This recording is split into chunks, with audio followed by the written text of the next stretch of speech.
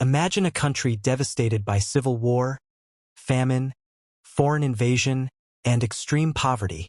A country where, in 1978, 9 out of 10 people lived in poverty. And yet, in just 4 decades, it became the world's manufacturing hub, the second largest economy, a leader in infrastructure, AI, military, space technology, and trade, a geopolitical rival to the United States. This is not a miracle. It is strategy, discipline, long-term planning, and transformation.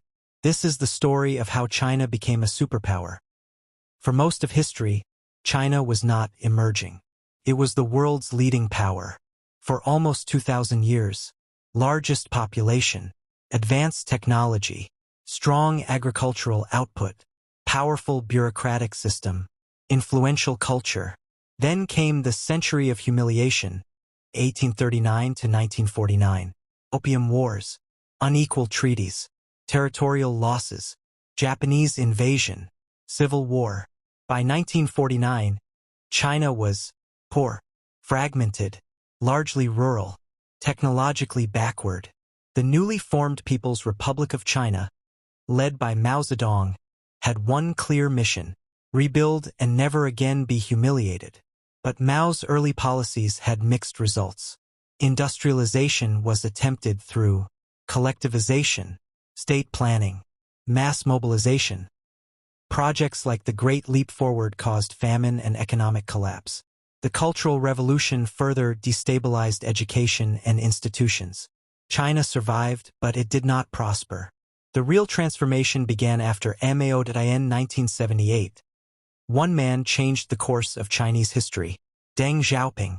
He famously said, "It doesn't matter whether the cat is black or white, as long as it catches mice." Meaning, ideology is less important than results. Deng launched the policy known as reform and opening up. China moved away from rigid communism, embraced market economics, encouraged private enterprise, welcomed foreign investment, allowed profits, opened special economic zones, SEZs, places like Shenzhen, Zhuhai, Xiamen, Shantou, transformed from fishing villages into megacities. Shenzhen grew from 30,000 people to over 12 million.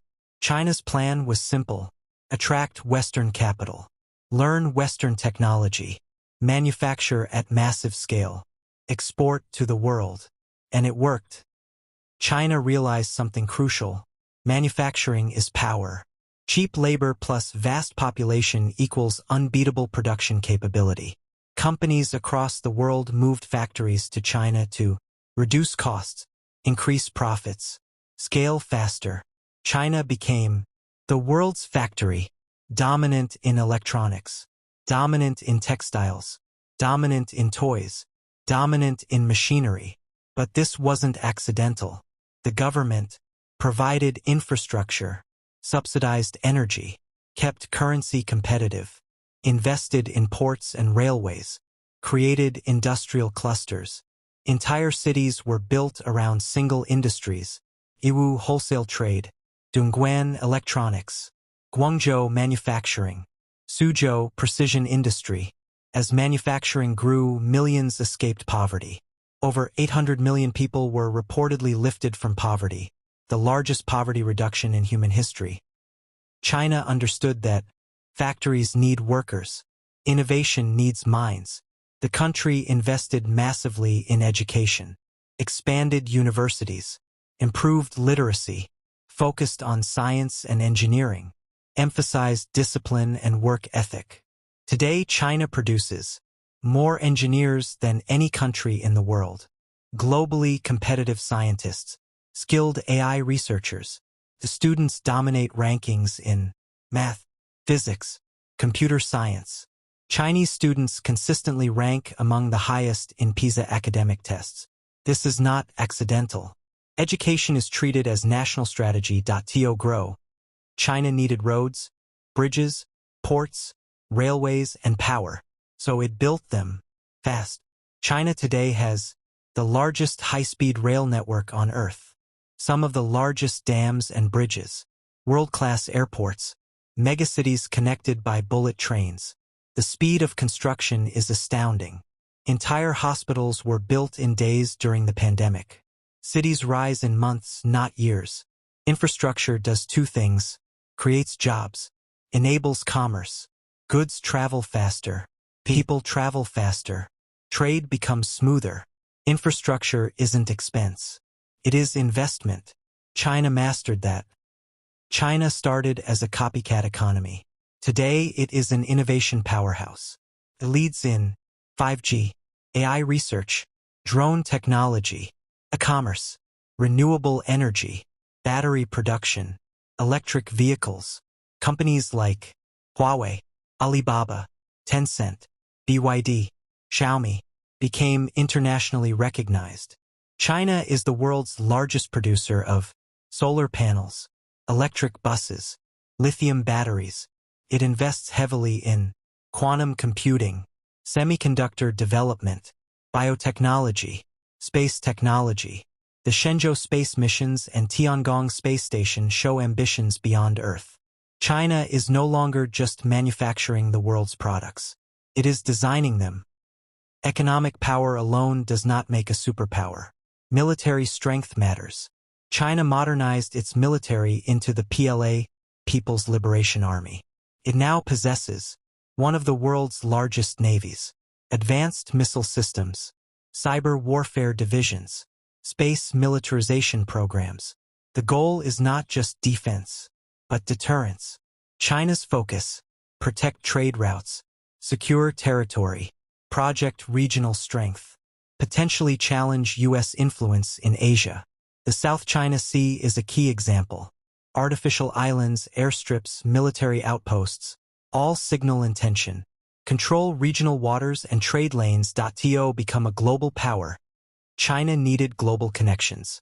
So it launched the Belt and Road Initiative.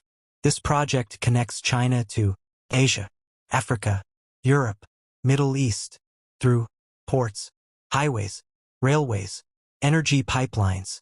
It is the largest infrastructure project in human history. Benefits for China: access to raw materials, new markets for exports, political influence, strategic alliances, benefits for partners, roads, ports, development funding. Critics call it debt diplomacy. Supporters call it development assistance. Either way, one thing is clear. It expands China's influence across continents. China's rapid rise is also urban. Hundreds of millions migrated from village to cities. Megacities like Shanghai, Beijing, Shenzhen, Guangzhou, Chengdu became financial centers, tech hubs, startup ecosystems. Urbanization created new consumers, new lifestyles, enormous domestic markets. China is not just an export economy anymore. It is also a gigantic consumption economy. China follows a unique governance model: centralized political control, long-term planning, technocratic leadership, limited political competition. 5-year plans guide energy, technology, military, education, urbanization. China does not operate on short election cycles. Its advantage is long-term vision. Its challenge is political freedom versus control. Whether one supports or criticizes the system, its effectiveness in economic growth is undeniable. China's rise is impressive. But challenges exist: aging population, debt levels, environmental degradation, rural inequality, innovation dependency on chips, geopolitical tensions, trade wars, Taiwan issue, capital flight, real estate instability. Becoming a superpower is one thing. Sustaining it is another. The future will depend on economic reforms, technological independence, global diplomacy, domestic stability. China is not yet the world's largest economy in nominal GDP terms, but in purchasing power parity, it already rivals or exceeds the US.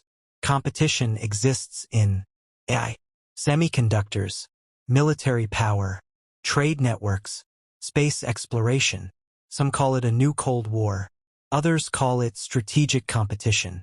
Who will lead the 21st century? No one knows. But one fact is undeniable. China is already a superpower. China's journey from poverty to power was not accidental. It was built on reform, manufacturing, education, infrastructure, technology, long-term planning, global connectivity. In 1978, China asked, "How do we catch up with the world?" Today the world asks, "How do we keep up with China?" The story is still unfolding. The future remains unwritten. But one thing is clear: China has risen, and the world will never be